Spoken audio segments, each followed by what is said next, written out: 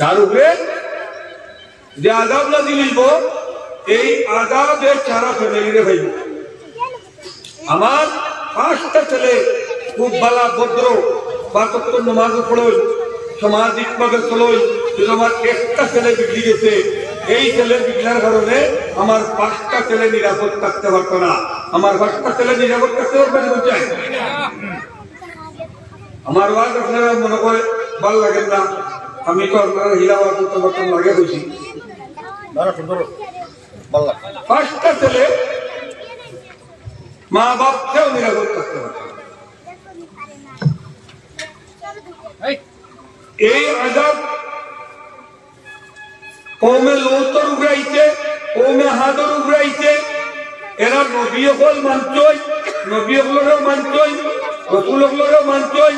Error ভিতরে ইবাদত করনেওয়ালা আসলা, এরা আল্লাহরে ডাকনেওয়ালা আসলা, সব আসলা, কিন্তু তারার ভিতরে কিছু বলছে যখন মানে আল্লাহর মানে সীমালঙ্ঘনকারী মানে নাফরমানি করছে, তখন তারা রসুল আল্লাহ এই কওমকে কওম সারারে হালাক করে দিয়েছে। নাউযুবিল্লাহ। গতিকে আমরা এই যে কোরআনের আয়াত আপনার সামনে তিলাওয়াত করছি, ইন্না আনজালনা ইলাইকাল কিতাব, আল্লাহ বলছে আমি এক কিতাব নাযিল করছি তোমার মানব জাতির দৈনন্দিন সমস্ত জীবনের মানে সমস্ত কিছু বিচারাদি ইত্যাদি মানব জাতির উপরে মানে গৌরব মীমাংসা করবার লাগি, বিদ্যুৎ চক্রান্ত মানে পথ দেখাইবার লাগি, পড়োশীর লগে কিলা চলতায় এটার রাস্তা দেখাইবার লাগি, পড়োশীর হিন্দু মানুষ থাকলে হিন্দু মানুষের লগে কিলা চলতায় কিলা চলে রহমত করতায় এটা করবার লাগি সমস্ত দুনিয়ার সমাধান যেটা আছে মানে হর সমস্যা মানব জাতির হর সমস্যার সমাধানের লাগি আমি এই কোরআন রে তোমাকে নাযিল করিয়া দিই। এই কোরআন রে কিলা রাজনীতি করতায়, এই কোরআন আমি রাজনীতি দিছি, এই কোরআন কিলা ব্যবসা বাণিজ্য করতায় আমি এই ব্যবসা বাণিজ্যও দিছি।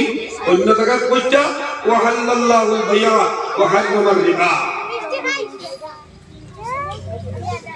যে আল্লাহ তাবারক ওয়া তাআলা যেটা যেটা আমরা হালাল করিয়া দিছই ও হালাল রে আমরা হালাল হিসাবে বানিয়ে দিতাম, আমরা হালাল রে হালাল হিসাবে আমরা খাদ্য ভক্ষণ করতাম, হালাল খাম রে আমরা হালাল খাম হিসাবে মানতাম, হারাম যেটা এটা হারাম হিসাবে মানে বাদ দিতাম।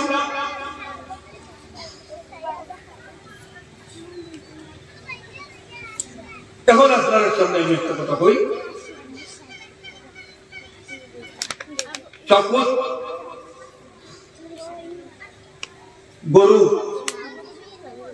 গরুটা হালাল না হারাম? আমরা লাগি হালাল।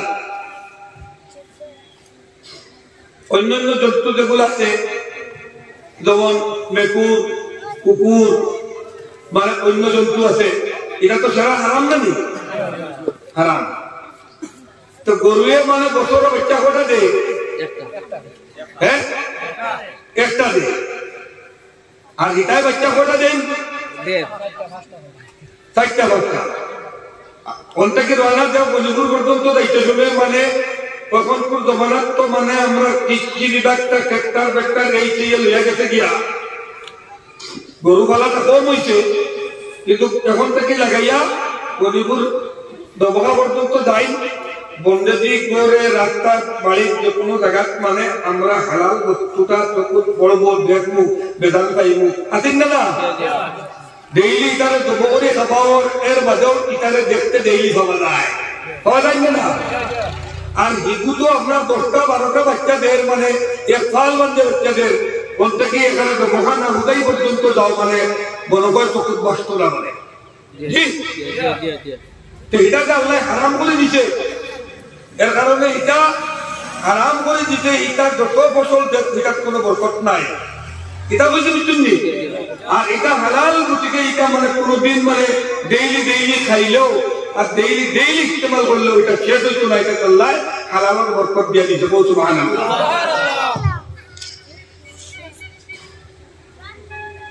এখন হইল যে আমরা রিজেক্ট আমরা যেটা আমরা হালাল রিজেক্ট খাইতে লাগবে। আমি সারাদিন উপর থাকবো কথা খাইয়া ইফতার পর্যন্ত তোলা কইলে না কইলে পারিয়েন না। আল্লাহ আমারে কইলা যে সামনে রোজা মাস এখানে আসলে ওইটা মাতিলে না ইফতার করিয়া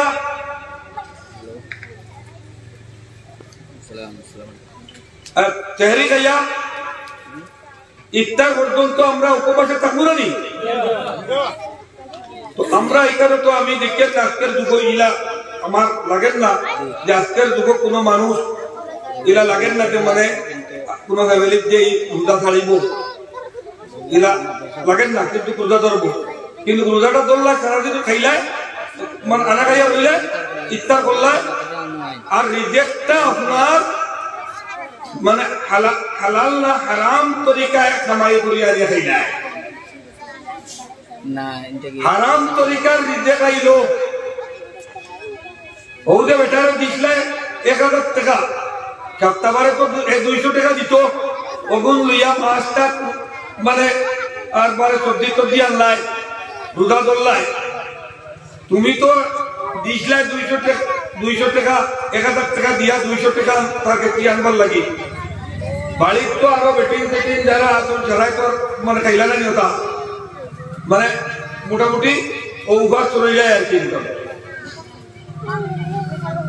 উপাস চলে যায় যে রোজার যে কিম্মত রোজার যে ফায়দা যেটা দিত আপনারে এক জোড়াটা হতো কিতাব হইতে বুঝছেন তো মোটামুটি হালাল তরিকার কামাই গাইতে লাগবে, হালাল তরিকার রিজেক্ট হইতে লাগবে। নম্বর 1। নম্বর 2, যদি আমি তেহরি খাইয়া ঘুম থেকে উঠিয়া সারা দিন কোন ইবাদত করি না, খালি 5 ওয়াক্ত নামাজ পড়ি আর অন্যর কোন মানুষের কোন ধরনের মাতমাতিনার ইফতার করি, তাহলে ইফতারের সময় 70,000 বিরুদ্ধে মানে আপনার আমার লাগে মাগফিরাতুল দোয়া করবো সুবহানাল্লাহ। আর ইফতার করিয়া ঘুম থেকে উঠিয়াও যদি ত্রিমুখী বইয়া ওই বাড়ি দিকে ওটা করতে কইয়া আমি এগুলা মোটামুটি খালি বেফাদুল ফালতু বাত মাতি দে মাতর কোনো ফায়দা নাই, দে মাতর কোনো ফায়দা নাই, দে মাতর কোনো ধরনের দিনেরও ফায়দা নাই আখিরাতেরও ফায়দা নাই।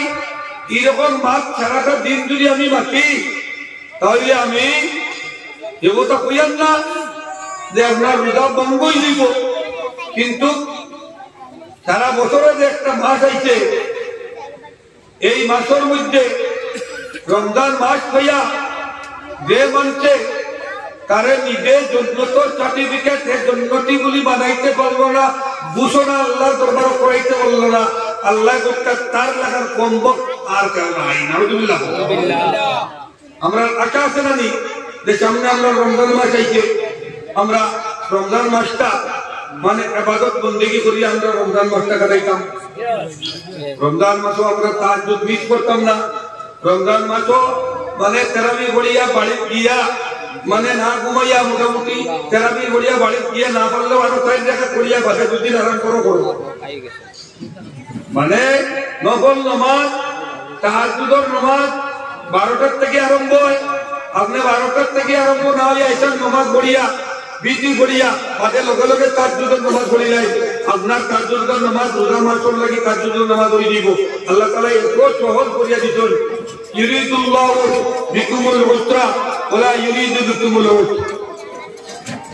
আল্লাহ আপনারে আমারে ইবাদত বندگی আল্লাহর রাস্তায় তাহা আল্লাহর নবীর রাস্তায় তাহা আল্লাহ বলতে আমি তোমাদের কোনো বোঝা দিছি না, মানে সহজ করে দিছি আল্লাহ তাই মানে আমরা আসান ভাবে মানে আমরা ইবাদত বন্দেগী করতাম যদি এশার নামাজ পড়িয়া কোনো ইবাদত করেন না কিচ্ছু ইবাদত না করিয়া দোয়া দুরুদ করিয়া রোজা মাসের কথা কইেন না এমনি বেলেগ দিনের কথা কইয়ান দুদিন এশার নামাজ পড়িয়া আপনি উঠি রইন আর কই আমি ফজরের নামাজ পড়িতাম উঠিয়া নিয়ত করিয়া উঠই আপনার যদি ঘুম ভাঙ্গি দিতে ফজর রক্ত তাহলে উঠিয়া আপনি ফজরের নামাজ পড়ই যে সময় ঘুম ভাঙ্গি দিই ওই সময় পড়ই আপনার সারা রাত্রে ইবাদত করার সব পাইবা।